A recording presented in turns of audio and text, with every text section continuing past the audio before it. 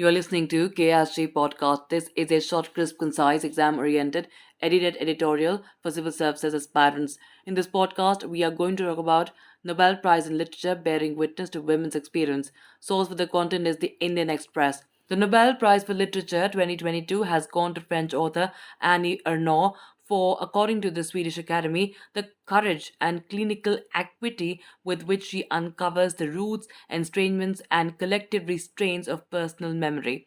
Ernaux, 82, has seen a sharp increase in popularity in the English speaking world since 2019 after her seminal work, The Years, translated by Alison L. Strayer, was shortlisted for the Man Booker International Prize. Her book on her illegal abortion in the 1960s, Happening, first published in 2001, has also been in the limelight after abortion rights were curtailed in the US. As the Nobel citation says, Arnaud's work, ranging from a history of France to her first sexual experience and the shame around it, to her mother's illness and death, to her abortion. As the Nobel citation says, Arnaud's work, ranging from a history of France to her first sexual appearance and the shame around it, to her mother's illness and death, to her abortion, to her class linked shame, meticulously mines her own memory and life experiences with courage and clinical acuity.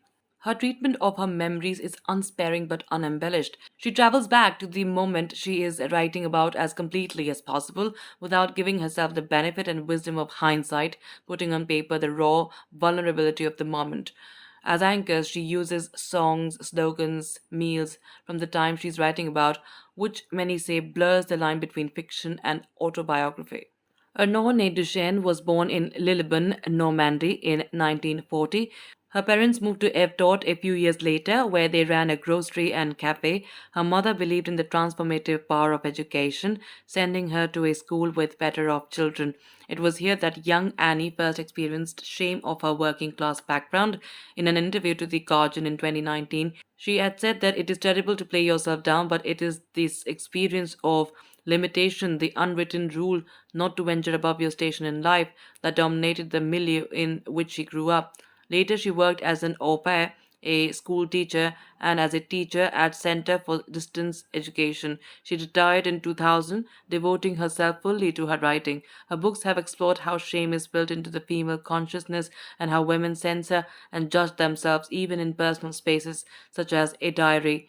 Her A Girl Story, built on her own experiences at a children's camp, deals with the shaming an 18-year-old girl is subjected to for her sexuality. The teenager has her first sexual encounter. It may be overwhelming, but is not humiliating. However, her peers soon mock and jeer at her. Someone writes in toothpaste on her mirror, "Long live horse," till she looks at her own behavior as a moral failing.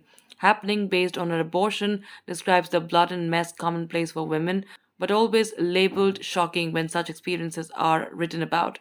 Getting Lost in 2002, which talks of her affair with a Russian diplomat. She was divorced, he was married, is a rare, clear eyed account of female desire. Before the Nobel, Arnaud has won other awards and honors. According to her website, her works overall have received the French Language Prize and the Margaret Yourcenar Prize, as well as publication of her almost complete works to date in the quarto edition by Gallimard in 2011.